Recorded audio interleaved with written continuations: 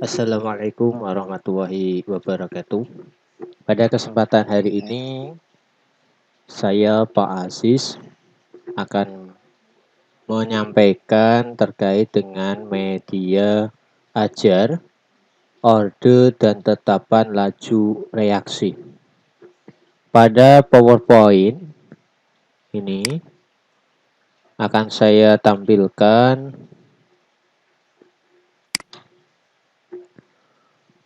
laju reaksi di sini, yaitu adalah memahami orde reaksi dan tetapan laju reaksi pada pertemuan pertama untuk kelas 11 MIPA semester 1.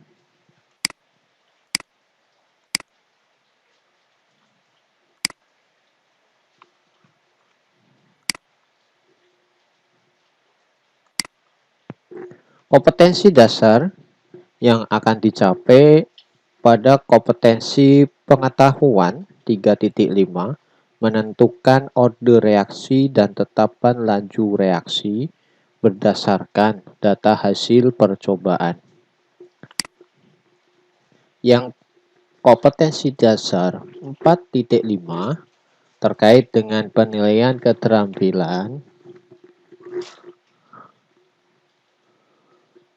yaitu merancang, melakukan, dan menyimpulkan serta menyajikan hasil percobaan, faktor-faktor yang mempengaruhi laju reaksi dan orde reaksi. Indikator pencapaian kompetensi atau IPK yang pertama, memahami hukum laju reaksi berdasarkan data percobaan. Yang kedua, 3.5.2 memahami orde reaksi berdasarkan data percobaan. Yang ketiga atau 3.5.3 memahami tetapan laju reaksi dari data percobaan. Yang keempat atau 3.5.4 menentukan persamaan laju reaksi berdasarkan data percobaan.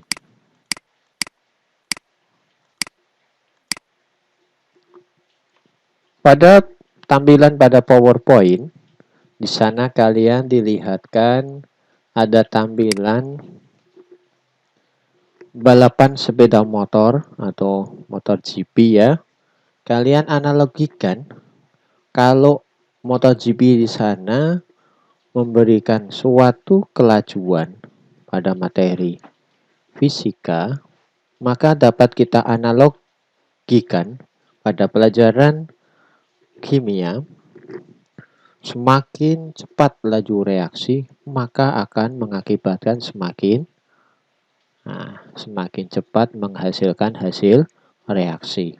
Semakin lambat laju reaksi, maka semakin lambat pula menghasilkan produk atau hasil reaksi. Coba amati dua gambar berikut berdasarkan laju reaksi. Sebelah kiri adalah kembang api, yang sebelah kanan adalah nasi putih. Sebelah kiri bagaimana laju reaksi kembang api dibakar. Sedangkan yang sebelah kanan bagaimana laju reaksi nasi menjadi basi.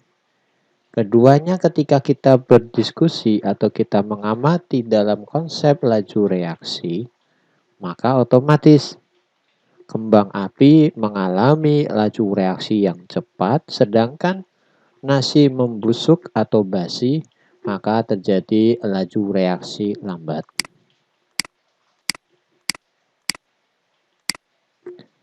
Sebelum mempelajari hukum laju reaksi, mari kita simak video berikut.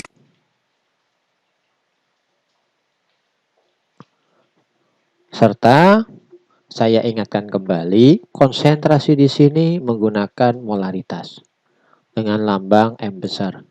Silakan berikan penjelasan atau pemahaman tentang molaritas yang telah kalian ketahui pada materi sebelumnya. Karena molaritas di sini akan dipakai dalam menyusun laju reaksi atau memberikan satuan laju reaksi di mana Molaritas itu diperoleh dari besarnya mol dalam volume. 1 liter atau 1000 ml larutan. Selanjutnya, kita akan memasuki materi yang pertama, yaitu hukum laju reaksi. Jika suatu reaksi dimulai dari reaktan dan dihasilkan suatu produk dengan mendeskripsikan reaktan itu adalah reaksi antara senyawa A dengan B dengan masing-masing koefisien senyawa A M dan koefisien senyawa B berupa N, maka dihasilkan suatu produk AMBN.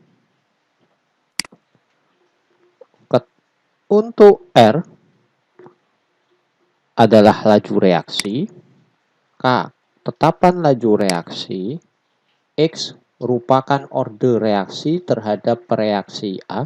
Di sini dimisalkan orde reaksi A dimisalkan X. Kalian bisa memberikan variabel lain. Akan tetapi yang harus konsisten. Berikutnya adalah Z, merupakan orde reaksi terhadap reaksi B. Nah, di sini saya contohkan menggunakan Z.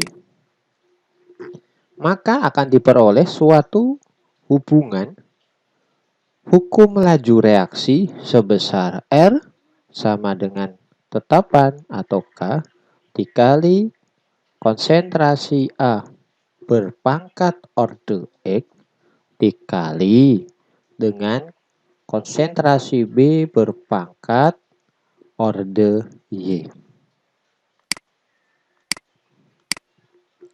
Selanjutnya, setelah kalian mengetahui hukum laju reaksi, maka akan saya perlihatkan, yaitu adalah orde reaksi.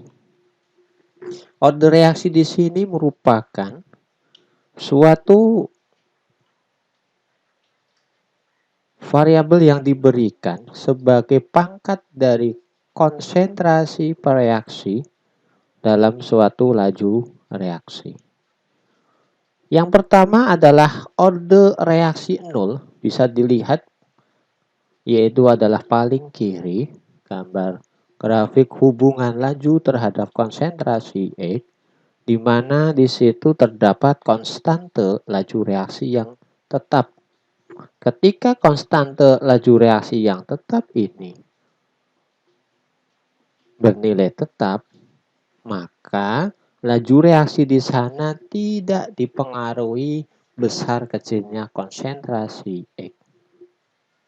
Selanjutnya, untuk orde reaksi 1, dilihat pada hubungan laju terhadap konsentrasi X pada gambar grafik yang bagian tengah, di mana setiap penambahan konsentrasi maka berakibat laju reaksinya meningkat seiring dengan meningkatnya nilai konstante reaksi atau tetapan laju reaksi. Kemudian untuk orde reaksi 2, maka diperoleh suatu hubungan antara laju reaksi dengan konsentrasi X diperoleh, di mana ketika mendapatkan penambahan konsentrasi akan meningkat seperti grafik eksponensial pangkat 2. Demikian orde reaksinya. Berikutnya, saya akan tampilkan suatu contoh memahami orde reaksi dan tetapan laju reaksi dalam suatu data percobaan. Pada reaksi gas belerang dengan oksigen diperoleh data dari suatu percobaan. Ada 3 percobaan. Yang pertama konsentrasi belerang 0,1, sedangkan konsentrasi oksigen 0,05 molaritas dihasilkan laju reaksi sebesar 6 molaritas per satuan sekon. Sampai dengan 3 kali percobaan. Dari sana muncul pertanyaan. Yang pertama, buatkan hukum laju reaksi tersebut. Yang kedua, tunjukkan orde dan tetapan reaksi tersebut. Sedangkan yang ketiga, buatkan persamaan laju reaksi. Bagaimana penyelesaiannya? Ayo ikuti saya.